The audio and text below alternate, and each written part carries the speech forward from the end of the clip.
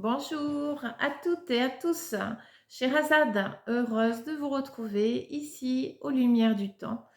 Alors, aujourd'hui, j'ai choisi de vous aborder un sujet qui nous concerne tous à différentes périodes de notre vie. Un sujet pas facile à aborder en quelques minutes. Vous comprendrez pourquoi. Je vais vous parler de la mort, du deuil. Alors, c'est un chapitre que j'ai écrit dans mon livre Si je devais vous dire, qui est en vente aussi sur Amazon pour ceux qui ne peuvent pas se déplacer et qui souhaiteraient l'obtenir. Donc, quand j'ai commencé à écrire ce livre en écriture automatique, la première chose qu'ils m'ont dit, M-O-R-T, mental, orientation, restrictive, temporaire. J'ai bien compris le message quand j'ai reçu ce témoignage-là, ce qui veut dire que quelque part, le temps de notre incarnation, quand nous sommes vivants, nous avons une vision très restrictive de ce qu'est la mort. Nous avons souvent l'idée qu'il y a un début, une fin, et que le lien au milieu, c'est la vie, c'est le temps qu'on incarne. Alors que finalement, le temps qu'on incarne, c'est un temps de, je dirais, validation d'acquis, de construction, d'enrichissement, d'expérience. Or, la mort, on le sait, elle peut venir à tout âge. J'ai fait une vidéo sur les IVG, les avortements, quelques heures de vie, une fausse couche aussi. Et puis, elle peut aussi nous donner rendez-vous beaucoup plus tardivement dans la vie, une fois qu'on a vraiment même traversé tout ce qui était possible. Alors, je pense qu'il faut vraiment garder ce lien qu'elle fait partie du monde vivant. Nous voyons la mort passer devant nous que parce que nous sommes en vie. Effectivement. Euh, il faut vraiment en la prendre en pleine conscience, en pleine considération. Le deuil est quelque chose qui se fait avec le temps. Il y a plusieurs étapes dans le deuil, effectivement, mais à aucun moment le lien du cœur, le lien de l'amour, que ce soit avec un conjoint, une amie, un membre de la famille, un animal, hein, le lien du cœur continue toujours. C'est pas la matière qui fait le lien du cœur, c'est l'émotion, c'est l'énergie, c'est l'aura, c'est l'âme. C'est l'âme qui aime au plus profond de nous. Donc effectivement, le deuil, dans certaines cultures, est beaucoup plus envisagé de façon solaire. Il y a même dans certains pays d'Afrique où on fait vraiment une fête, on fête cette fête, on fête cet événement dans la joie. C'est des couleurs pendant les cérémonies, du blanc dans certaines tribus. Les couleurs sont en revanche interdites, on met du blanc pour justement il y ait vraiment de la lumière et que les anges, les esprits qui viennent accompagner ce défunt soient vraiment dans un chemin de lumière. Alors après, ça c'est des différences culturelles. Chez nous, en Europe, nous marquons beaucoup plus le deuil par la couleur noire.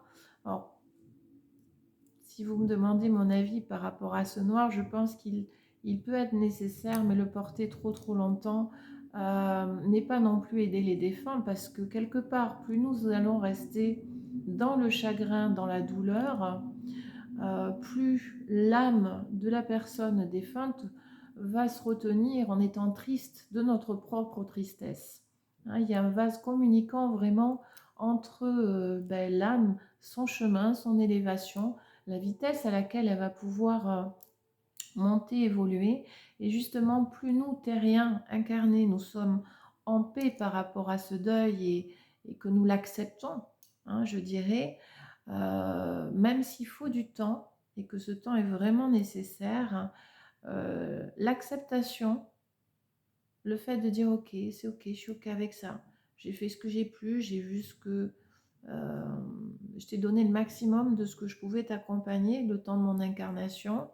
Aujourd'hui, va en paix. Je te retrouve plus tard dans une autre vie, dans d'autres dimensions.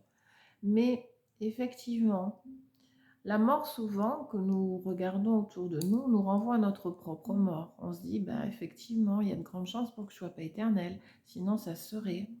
Alors on se dit comment, quand? Bien sûr qu'il n'y a pas d'heure de rendez-vous. On ne nous sonne pas avec une petite clochette. c'est demain là, faut que tu te prépares. Non, je pense que justement, c'est faire confiance à notre âme, faire confiance à notre chemin, vivre notre présent au maximum, en âme et conscience, en essayant de donner et de choisir toujours le meilleur pour nous, pour les autres. L'humilité fait partie aussi des choses qui servent à accueillir un petit peu plus cette temporalité avec un début et une fin sur la terre. Euh, Effectivement, le temps du deuil est vraiment nécessaire. C'est un temps où on a besoin parce que notre vie change à ce moment-là, nos habitudes, nos rituels, le mode de vie, quand c'est un conjoint, quand c'est un animal de compagnie, on a l'habitude de vivre ensemble. Et du coup, ça nous renvoie à notre parfois solitude, à nos peurs, hein, à ce qu'on pouvait faire à deux et qu'on est obligé maintenant de faire seul. La vie continue, nous continuons à vivre aussi pour ceux qui ne sont plus là, en les ayant dans notre corps, en communiquant par télépathie avec eux. Moi, je sais quand j'ai perdu ma plus belle histoire d'amour, ma mamie, ça a été très très dur. Et aujourd'hui, elle est pleinement avec moi. Je sais qu'on peut vraiment continuer à garder ce lien de bonheur, d'amour et en toute simplicité. Mais vraiment, la mort n'arrête rien dans le lien. Ce qui seul change, c'est la présence physique, c'est la matière, c'est le contact charnel, où je peux t'embrasser, je peux te prendre dans mes bras, je sais que tu es là aussi pour moi. Ça nous renvoie forcément à notre solitude. Et ça, c'est encore un autre chapitre qu'on abordera ultérieurement. Mais il faut vraiment avoir conscience que la mort fait partie de nous vivants, hein. Et dans la mesure où on a le choix de pouvoir accompagner même quelqu'un en fin de vie, le message le plus important, c'est d'être en paix. Vraiment, c'est le chemin. Si on a la personne qui se voit mourir, hein, des fois on a le temps de se regarder mourir et c'est pas facile d'ailleurs, c'est d'amener ce message en disant écoute, fais confiance, je suis là maintenant, je serai là après. Hein, on garde le lien, puis on se retrouve plus tard, mais sois en paix. Chaque chose que nous avons vécue ensemble, ben, de loin ou de près, on a essayé de se donner le meilleur. Et on a été là. On est là encore et on sera là après.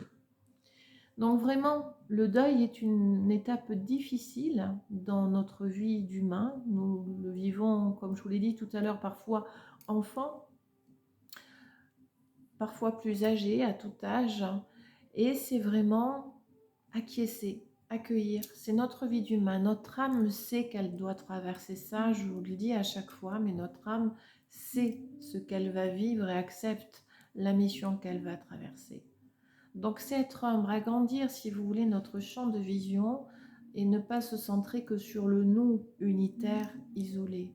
Voir les choses beaucoup plus en grand et beaucoup plus grand dans l'accueil et l'acceptation et surtout la confiance.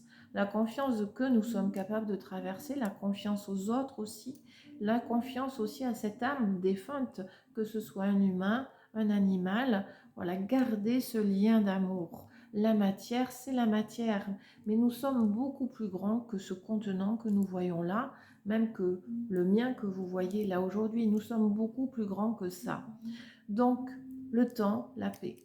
En revanche, quand les morts sont vraiment traumatisantes parce qu'elles arrivent dans des circonstances absolument difficiles, choquantes, n'hésitez pas à vous faire suivre à ce moment-là, accompagné par un suivi psychologique, un thérapeute en EMDR et aider à traverser cette étape-là.